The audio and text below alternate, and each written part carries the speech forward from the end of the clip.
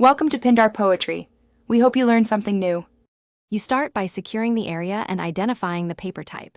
This matters because heavy paste requires different treatment than pre-pasted paper.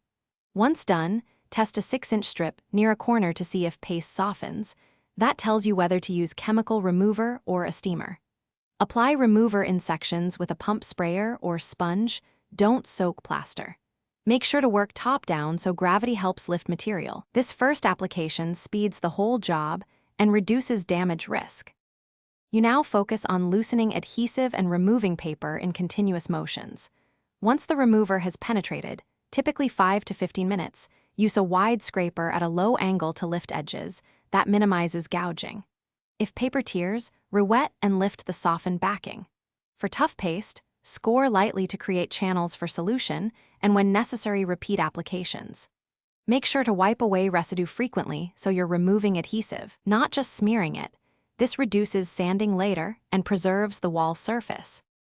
You finish by thoroughly rinsing and drying the wall so compounds adhere properly later. Once rinsed, let the surface dry completely, then sand any residual glue and fill gouges with joint compound, sanding smooth when dry. If stubborn adhesive or staining persists, reapply remover in a small test area or switch to a handheld steamer to target problem spots.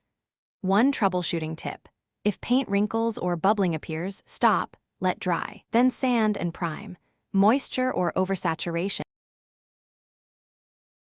Thanks for watching. Consider subscribing if we helped you.